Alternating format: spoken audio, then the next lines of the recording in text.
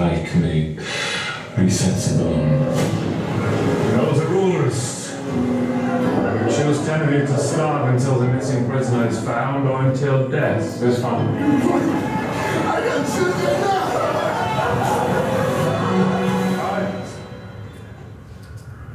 I can take his place.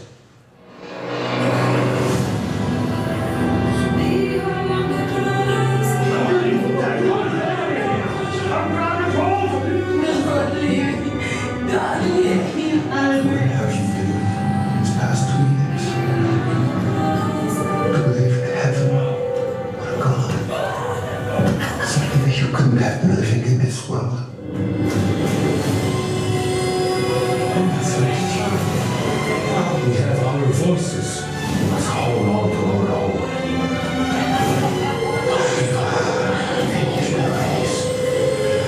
This is impossible to me. How is this to life? I believe so long at the other side of this savage life, everyone else is going before us is watching and holding this moment. Love is the realest thing. Love can take it from us, even now.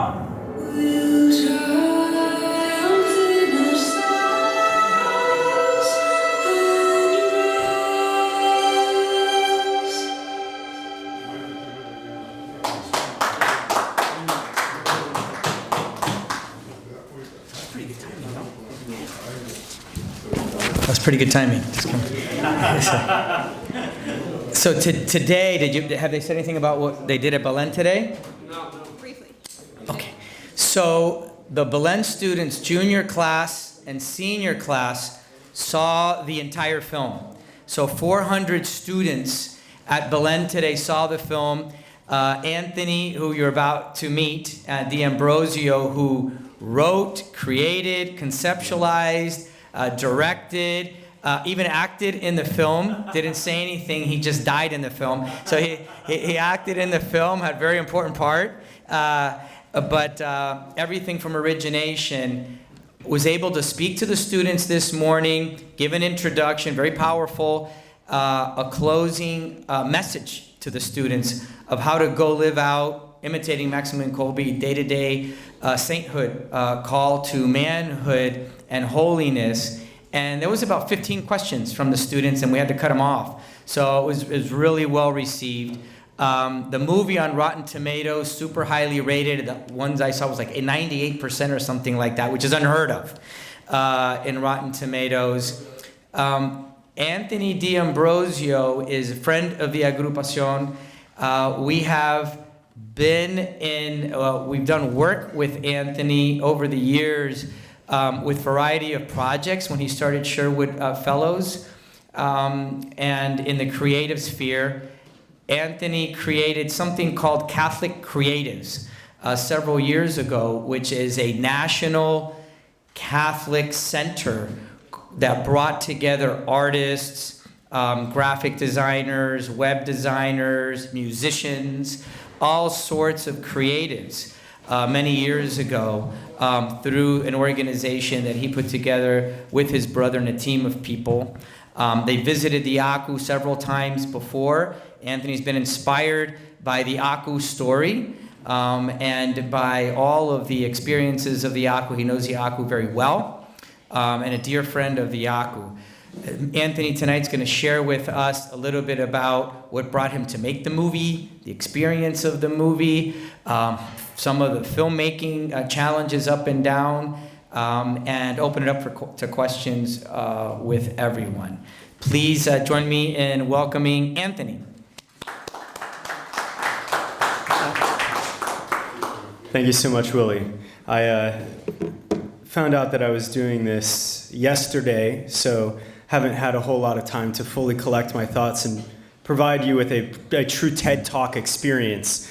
And so this might wander around a little bit, but I think that we'll get some good nuggets. And I actually wanted to respond to Willie in terms of what he said about me being in the movie. There's a scene in the movie, for those of you, who here has seen it? Has anybody here actually seen the movie yet? Oh, nobody yet. Oh, okay. You guys are all in for a treat. It's streaming now on our site, triumphoftheheart.com. You don't have to give any money to Amazon or to Netflix. You can just give it all to me, and you can watch the movie that way. That was supposed to be a joke. You can chuckle a little bit. Yeah, that's good.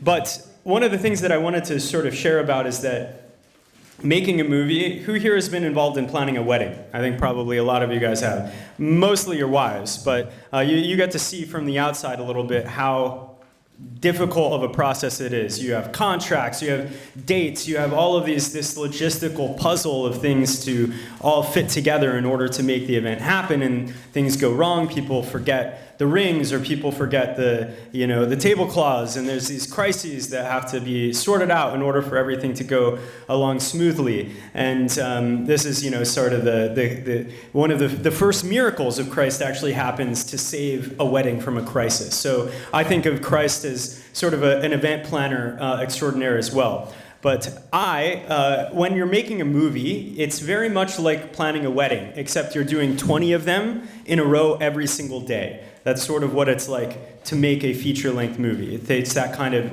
logistical army in order to pull it off. That's why it's so expensive. And in the midst of all of that, there's a million things that can go wrong that you would never, ever think of. And one of the things that went wrong for us, you can imagine, my producer and myself, Cecilia, she worked for The Chosen. I had gotten to do a lot of short films before, so we had a little bit of experience. But we went to Poland. We knew that we needed to shoot the movie there in Poland, where we could sort of grasp at the things that made Colby's life feel super authentic. And when you watch the movie, you can feel that Polish spirit in it, especially if you've been to Poland. You kind of know that this feels very authentic to the place and to Auschwitz and to all the things there.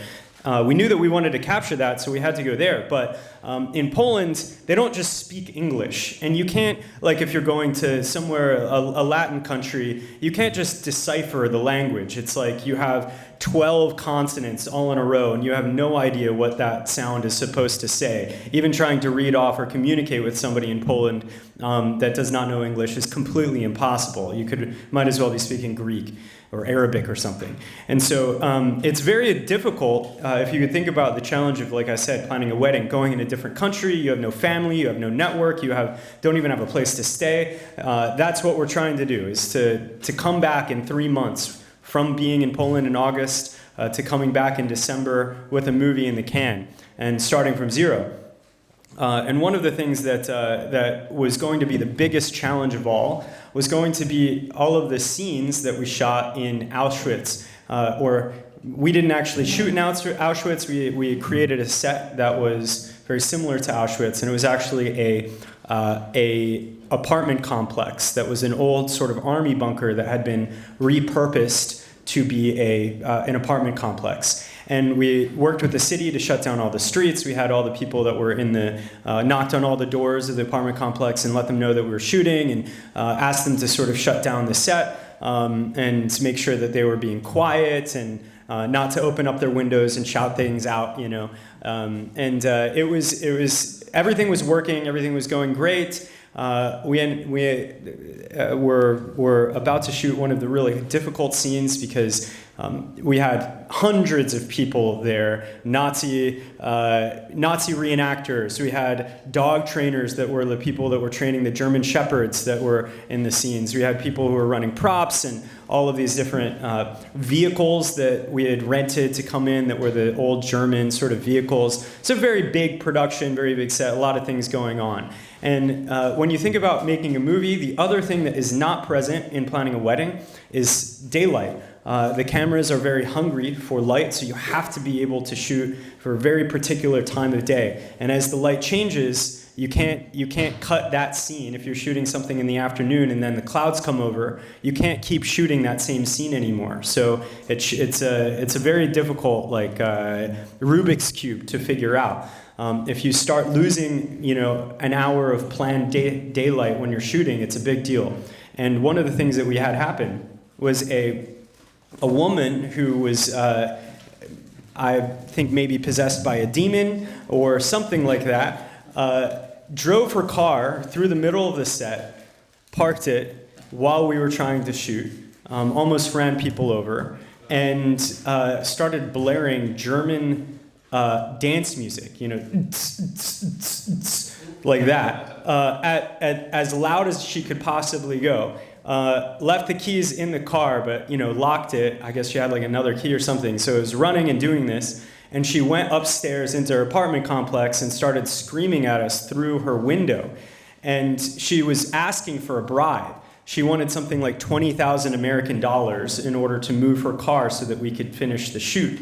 And we were trying to negotiate with her. I think that she thought that we were rich Americans because, American accents and everything. And we were not rich Americans. We were Catholics, so we're always looking for money.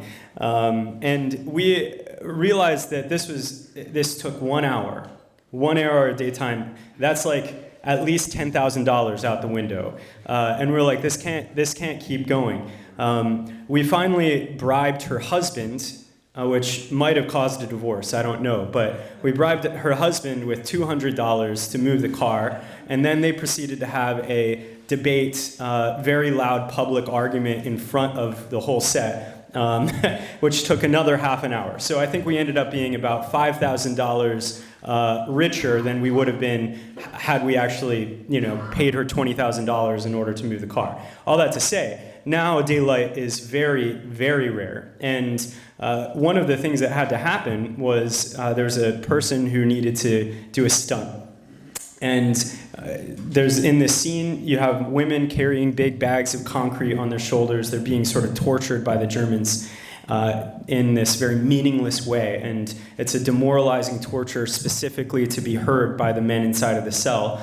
And one of these women drops her bag of concrete down in front of the German commandant and begins to sing the Polish anthem, which is this very profound, very anti-German kind of Polish identity anthem. She's shot. Then Colby begins to pick up the song inside of the cell, and soon all of the prisoners inside of the cell are now singing this song out of their windows into the scene. And one of the men that's sort of watching this also picks up the song outside and steps forward out of line, joins Colby in the song, and then is ultimately also shot. And so there's a lot of things going on, and to make somebody be shot and to fall down perfectly is actually a pretty difficult thing to do. And we had this actor that we had selected to do this particular thing. But in the chaos of all of the things that were happening, we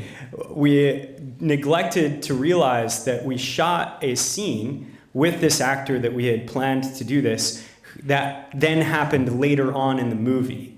And so we're standing there about to shoot it, the sun's coming down, we have 20 minutes left, and we realize that not only him, but every single one of the other actors that was still there, the producer had dismissed all of the other extras and the other actors to go back home in order to save money. And so there was nobody else that we could use that hadn't been shot in this other scene that happens at the end of the movie. And so it was quite a conundrum, and we realized, okay, I have to do this. And I sat down in a NASCAR sort of moment. It was like a pit crew came around me. They started shaving off my beard and shaving my head down, and they pulled off all of my clothing and put on the canvas. And they sort of pushed me out in line. I didn't even know what happened to me, and I realized now I have to cry on cue. I have to sing in Polish. In tune, and I also have to learn how to do a stunt all in 5 minutes. So I just prayed to God and to Colby, God, if I don't do this now, for the rest of this whole movie, I will have publicly failed in front of my entire cast and crew. I need a win on this one. And sure enough, I got some miraculous grace down on my head, and I was able to perform this stunt. And sang in Polish, cried on cue, and died on command. And you probably won't even notice it in the movie because it only happens in 5 seconds. But it was really, it was a big moment. So thank you, Maximilian Colby, for that. So now you know a little bit of what the behind the scenes of making a movie about a saint is like.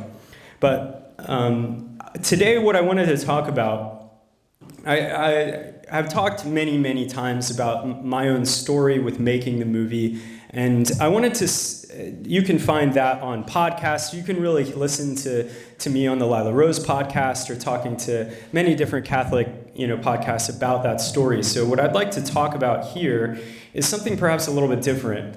I wanted to talk a little bit about St. Maximilian Kolbe as a modern David. And what I mean by that is when David was a shepherd and he was bringing lunch to his brothers and saw this army of Israel sort of quaking in their boots because of this Goliath who was mocking them and mocking their God, he became righteously indignant and angry.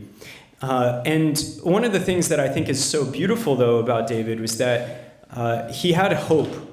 He somehow believed that God could, in this wild, miraculous, impossible way, give victory to the Israelites, even though in the normal math of life, there was no way that they could field a fighter who would win against Goliath. And St. Maximilian Kolbe had a very similar experience when he was growing up. He was a rather poor, very normal, average country Polish priest. He was in seminary at this particular moment when he felt this call. He was in Rome studying for his final years of the seminary, and he saw a protest that was really driven by the propaganda of the 20th century, the atheistic propaganda that was beginning to be propagated at that time. There was a Freemason sort of communistic protest of the Pope, where they were mocking the Pope and mocking Catholicism outside of the Vatican. And when he saw this, he was righteously indignant, very angry in a way, and yet he had this amazing hope that there could be something done about this problem. And he gathered a few other brothers together and started what famously became the Militia Immaculata, which I think many other sort of movements of men in the church have started this way. The Aku probably started in a very similar sort of way. Small group of men who were coming together to take on some sort of big mission that was impossible, that was out of his hands.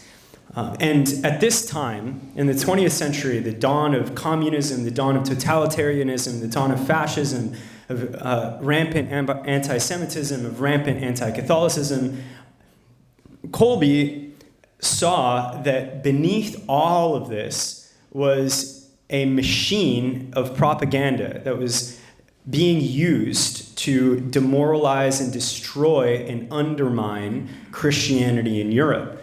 And he saw that the people who were sort of propagating this and using this were people who had a hatred for the church. And he realized that somebody had to step forward and come up with a reply. And he said, why not me? Like, God, send me. Even though I have no money, I have no experience making a printing press, he was seeing a Goliath that was mocking the church. And him as this little Polish man, this boy really, who hadn't really even come to manhood, who saw himself as a potential solution. And that's because of his faith in God and God's greatness over the Goliaths of this world.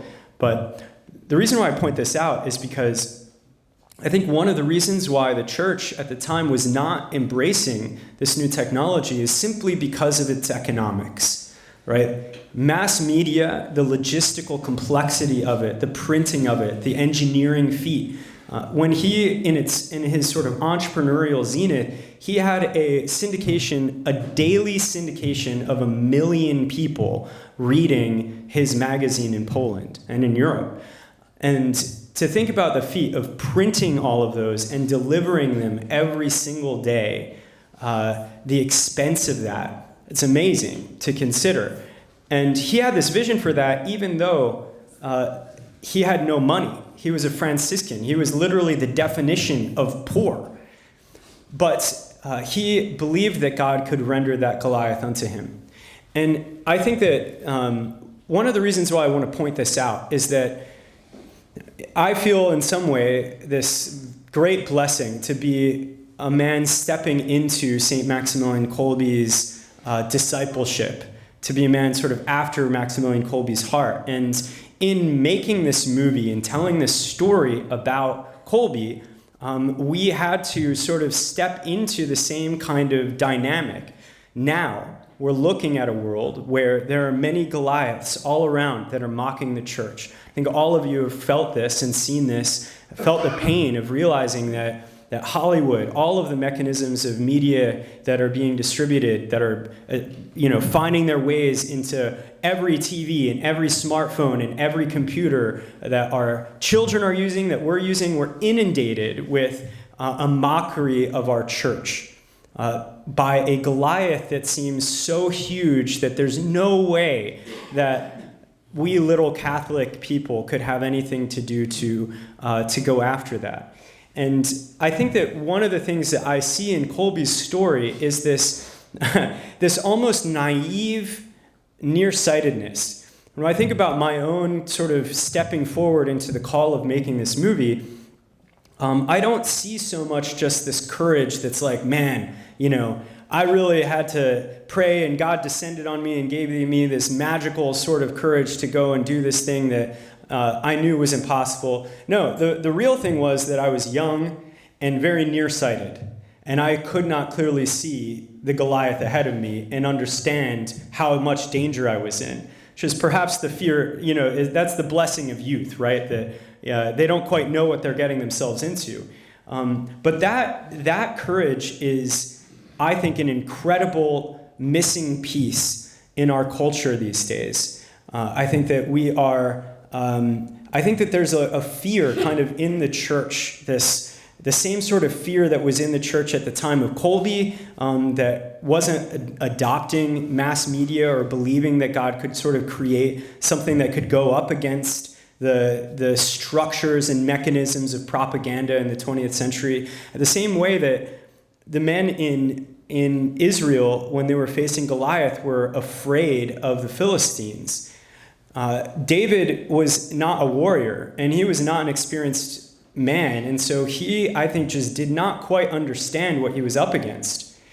But he had this belief in God's power to make up the difference between his smallness and the greatness of the powers of this world.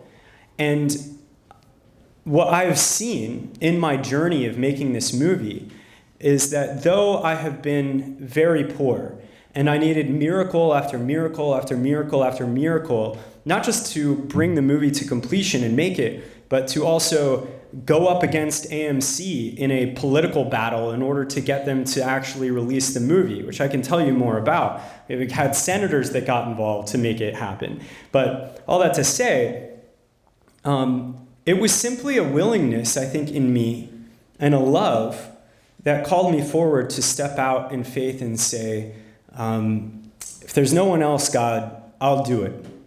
And I know that all of you have done that in your lives by even kind of dedicating your lives to this group and to this solidarity. There's so many dreams that perhaps you guys are dreaming about how to expand your ministries and how to grow. And one of my favorite verses in Scripture is that it's this verse about that comes in I think it's in Deuteronomy when Moses is speaking to attendants when God is coming down from Sinai to sort of bless the Exodus and to give them their law. And it's this line that old men will dream dreams and young men will see visions.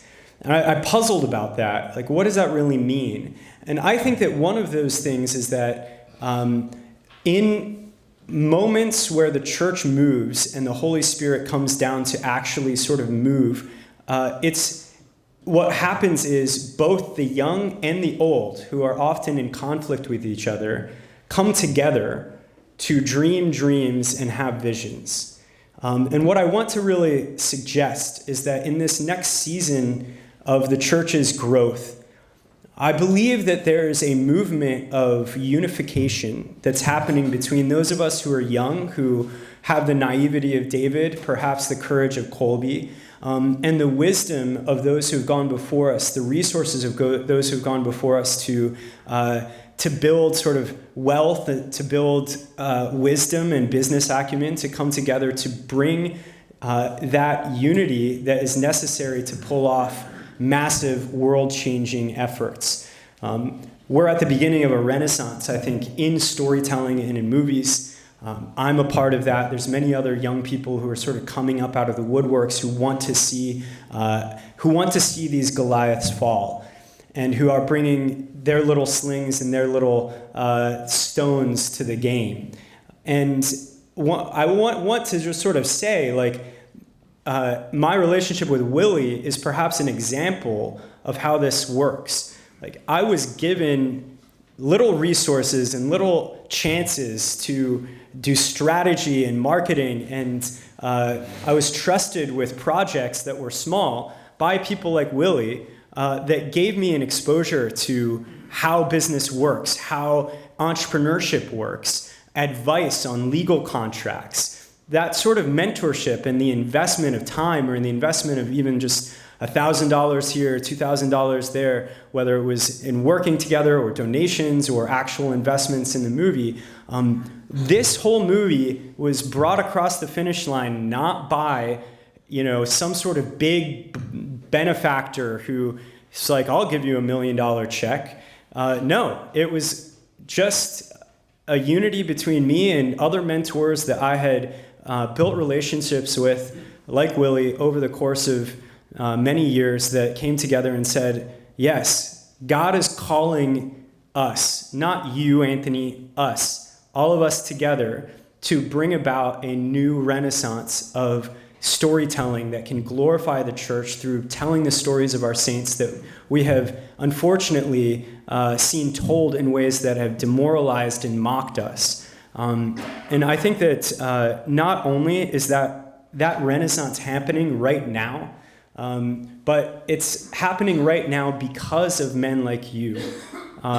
It's the trust of men like you and unity with people like me that I think is going to really be going to shift the world, bring about the falling of the toppling of the Goliaths of Hollywood. And there's ways that you can get involved with me right now, with either investing or donating, that I would love to sort of talk to you about later. But the point that I really want to leave you with, to inspire you, is this is a time for the young and old to dream dreams and to have visions together. Do not be afraid of those dreams. Do not be afraid of that vision. You are not in a place that is too old to dream new dreams and have new visions, because there's a partnership. There's people that are going to come together to help make those things happen. So that's all that I have to share with you right now. Thank you so much for your time. If you have any questions, I would love to stay here and ask and talk. Can you repeat where we can see the movie? Absolutely. TriumphOfTheHeart.com. Triumph of the Heart is the name of the movie. So if you can remember Triumph of the Heart, you can find it. And it won't be on your Roku TVs, smart TVs. You'll basically go onto it on your phone or your computer, and then you can cast it to your TV once you buy it. So Triumph of the Heart. You could also just search St. Maximilian Kolbe movie, and it'll just come up. Why did you select Maximilian Kolbe? He had his hand up first, so I'll answer that and I'll come back to you. Presentacion has the Martin Scorsese's first season, which included Colby's movie. Yep. Was that a completely different movie? Is that a movie that you had an input? Is that a movie you had a reference to? I did not reference it because it wasn't out at the time. But what's interesting is that we're working on the same project in some ways. His is a documentary, so he reenacted certain scenes. And he's the executive producer. He's not the director, so he wasn't on set making the creative decisions. But I will say this. I think that one of the things that's so funny about the media world is that they really have no idea what they're doing, and they see from a long way off that the faith-based world, there's like money in it. You know, the chosen sort of turn them on to it. And Fox Nation is like, I would love to sort of get a piece of the Catholic market. But they don't have anybody in there who's actually a faithful Catholic. So who do they go to sort of tell the stories of our saints? Like, you know, Martin Scorsese is a pretty well-known director. That's great. He's in the industry. Turns out doesn't really believe much of anything that the Catholic Church teaches. And so he makes this amazing, you know, documentary about St. Maximilian Kolbe that's well-funded by Fox.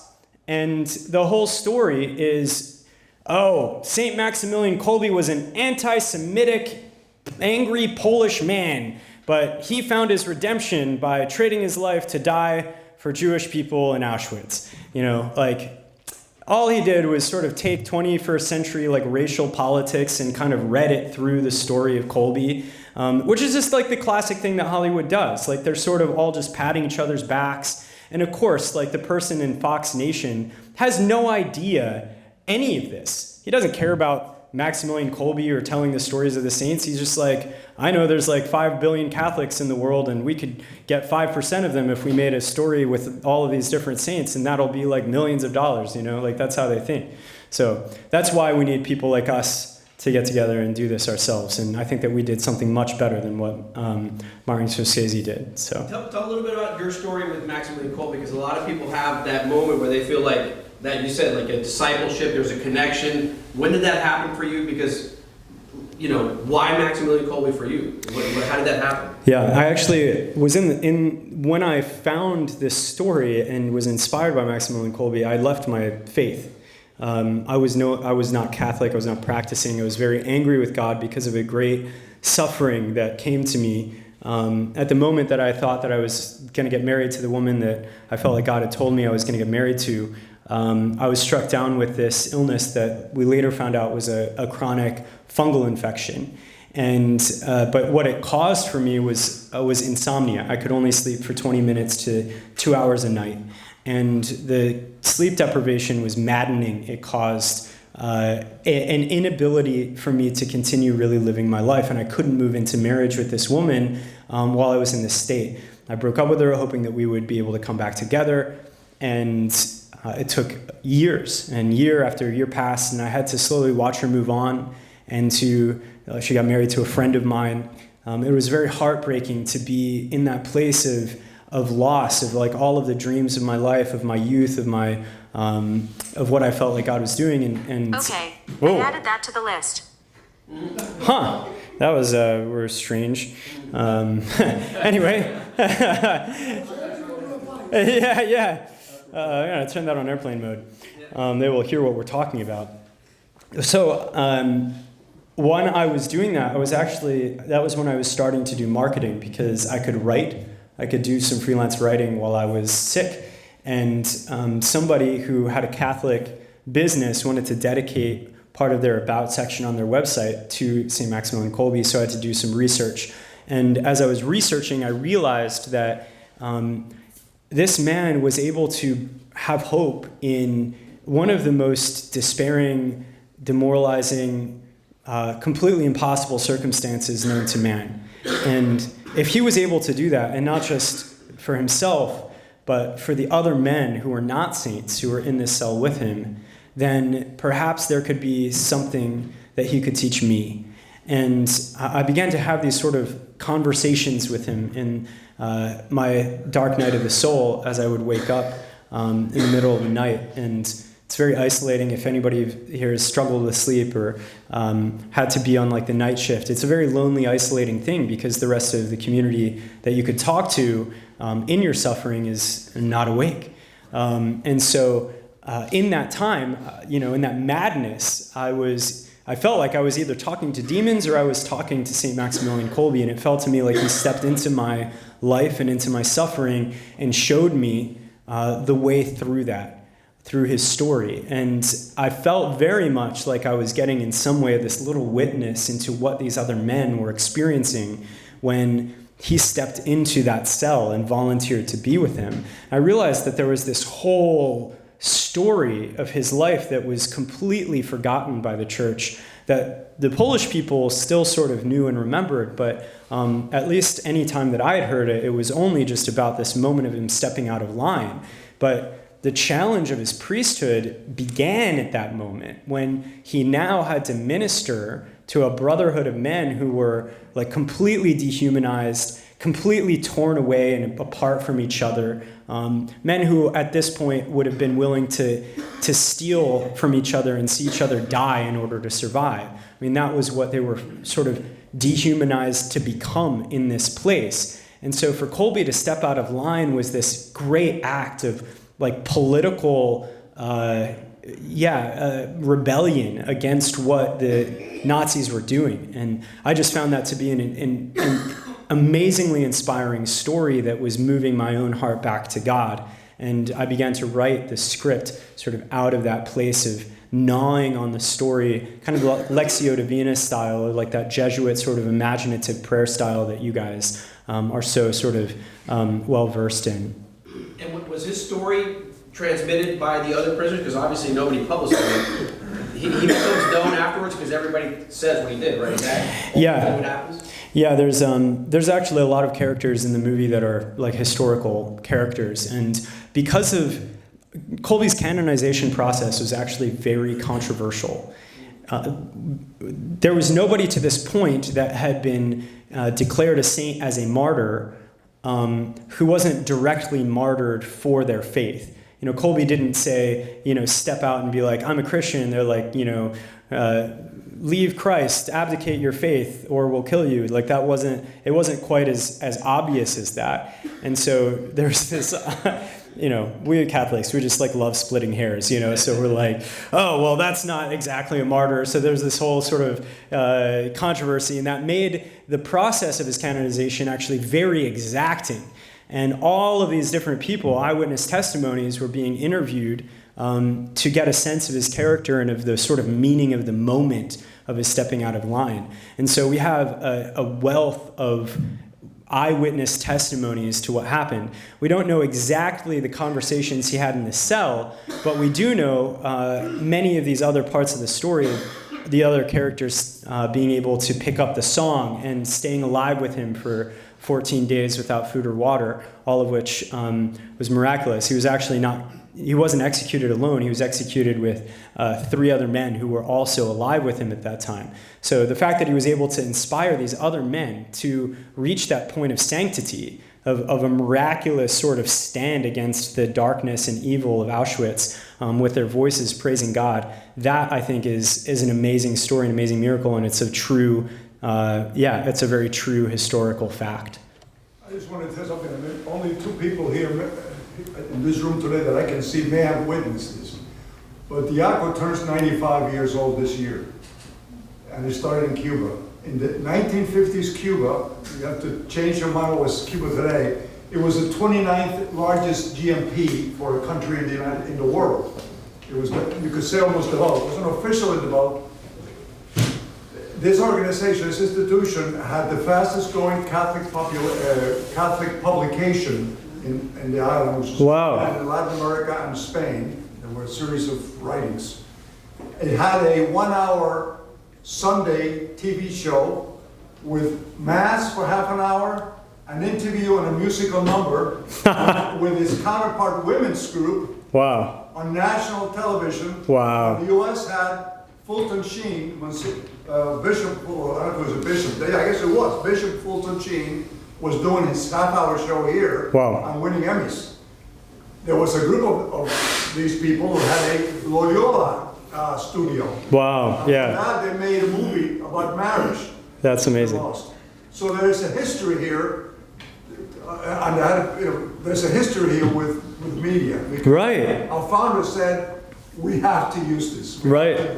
Yeah, it's really interesting in hearing the stories of Padre Llorente. When I was sort of talking to Willie about the journey of the founding of the ACU, and Padre Llorente's investment in this place, it felt very much like it felt to me like he was a saint like Maximilian Kolbe, that he had a certain, willingness to go after the Goliaths of this world that felt very similar to what Colby was doing, and a tenderness in him.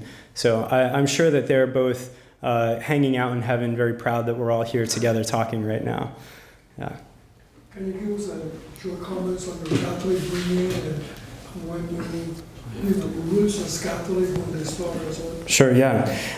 So I'm a cradle Catholic. My dad, Dr. Italy, is I call him a professional Catholic. So he goes around and he talks and he gives pilgrimages and he teaches theology. He actually consulted with us on the development of some of the resources that we were helping you guys make. So I was very invested in by a man who was a very good man, a man who understood his faith, who understood the orthodoxy of the church. And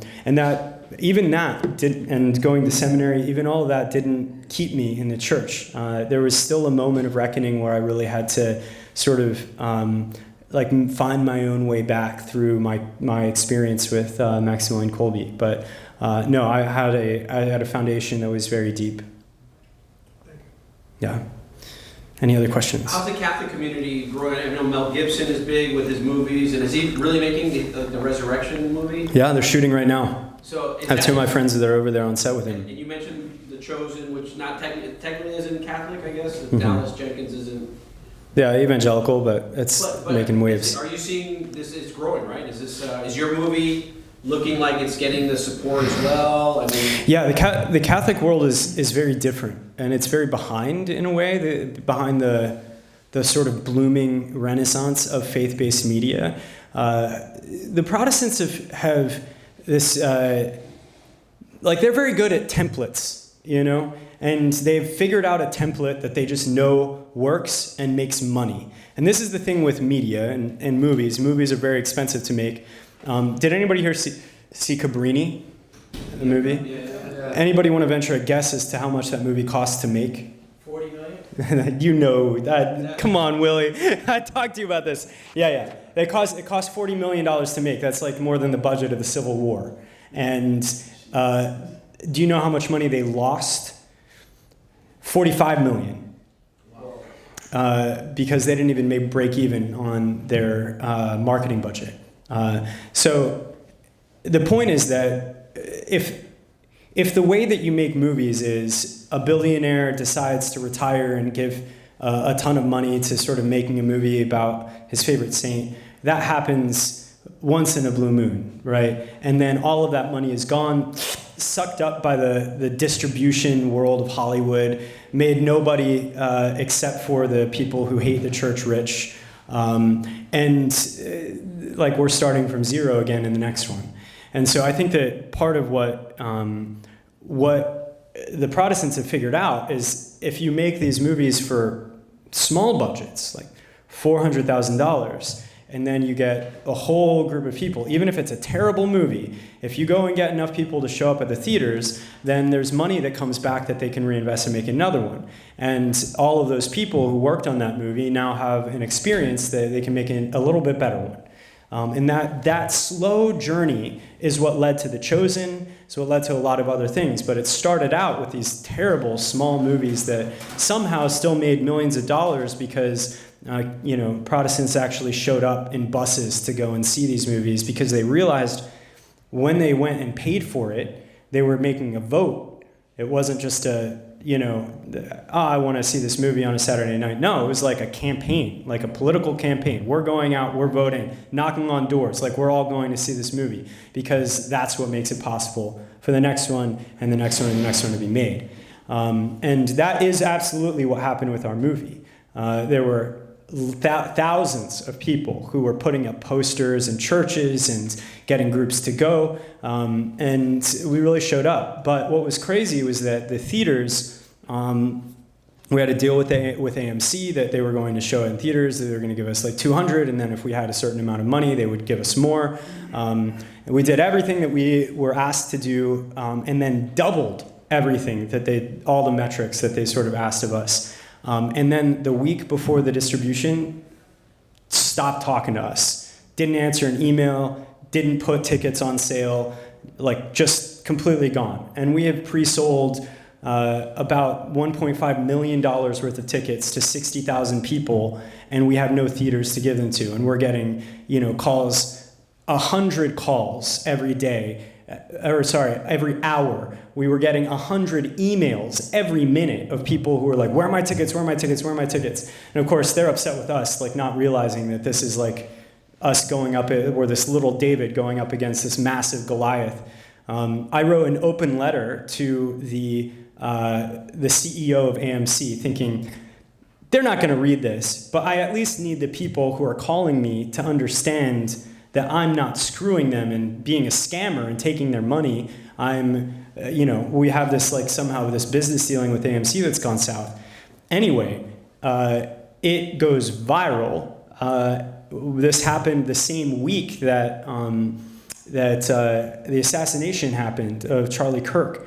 And so there was this radical sort of energy in the world of this recognition, I think, of the persecution that was coming against Christians. And all of a sudden, it just sort of caught fire. A couple of senators got involved. There was the person who sued Target, who during the pandemic with all of the sort of transgender stuff that was happening, the guy that put together that sort of lawsuit and got them to remove everything, he got involved. He heard about this somehow. One of our investors was connected with him and put us in touch. Anyway, the head of AMC was hit by so many different people who were very powerful people that he finally just acquiesced and said, he literally said to me, I was on the phone with him for 2 minutes. He was like, call off your little protest. We're going to give you your theaters, and hung up. They gave us the theaters that we had were sitting there with $1 million.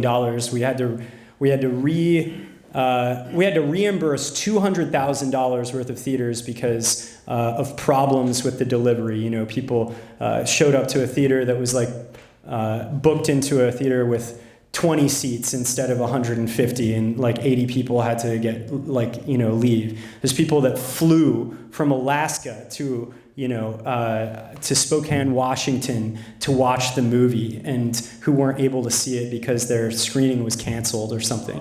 So there was this sense, I think, where people were waking up and beginning to realize this is a battle, this is not just, we want to just be consumers and have a really nice, convenient experience going to the movies. It's everything that we're doing right now is gaining an inch, in this knockdown, drag out football game against giants. But we still were able to break even on the theatrical and make a little money, which is crazy. They only gave us morning showtimes on weekdays. They didn't even give us evenings on Wednesdays. We still sold out theaters on Tuesday, Wednesday morning and afternoons, and still came out with a little bit of money to pay back our investors, which is just amazing. But after that, we realized if we want to have a shot at this, we have to build our own distribution company, our own angel. And so that's what we're doing right now. We're raising money to build that out. We're raising about $2 million to build out a new tech platform, a new team. We've seen traction. We've seen the fact that we're able to return money to investors. So we're going after that in a big way right now. We're very excited to see what's happening. You're referring to Angel Studios? I'm referring to Angel Studios, yes. Yeah. Do you have a contract with AMC? So here's one of the funny things about it is that the theaters don't give contracts to indie movies. They only give contracts to studios that are negotiating with billions of dollars of content. So Marvel, they have a different process. Sony, etc. For Catholic Christian story movies, it's a handshake agreement with the booker. You didn't sue them. So you can't sue them. You have no standing. You can. Yeah, it's very hard to do so. And that's part of the problem is that the leverage that you have against these companies is very small. And they have so much more money to sort of invest in this sort of stuff to make it go away than you do. But there's a way to sort of go around it. And we've found that way with the way that we ended up doing it. And it's working very well. So, yeah. Anthony, you mentioned it earlier today, the impact that you're seeing now that you have a film. having been a speaker before, trying to reach out to the youth and evangelize, what are you seeing as far as the power of film? Oh yeah, that's a Being good. able to deliver a message to impact the culture. Yeah, I mean, I have gone around and done talks at high schools professionally. I spent years of my early career doing that, following in my father's footsteps and being on the circuit. And the difference in the way that kids react to a talk versus being immersed in the story of a saint is night and day. Like, you can talk to somebody for hours, and you can be one of the most powerful speakers in the world. You know, like Chris Stefanik or like Father Mike Schmitz are not going to have the same impact as somehow giving them the experience, you know, putting them in the cell with Colby to see what he did, to see the courage, the sacrifice, the suffering, the resilience, and to experience the emotions of that as if they were there with him. There's just nothing quite like it. And so far, we've had 250,000 people around the world who have watched this movie. If you think about the size of that, that is bigger than a football stadium, multiple football stadiums, who have all in some way entered into the story and into the cell with Colby and saw his sanctity up close. And you can't argue with it. You can't look at that story and be like, oh, you know, that's a priest that molests children, right? Like, you look at that and you're like, that is the kind of man that I want to be. And I could never imagine myself doing that. But if there was even an ounce of grace for me to have the courage that he had, I would rest in peace knowing that I had fought the good fight. You know, that's the reaction that you see from people.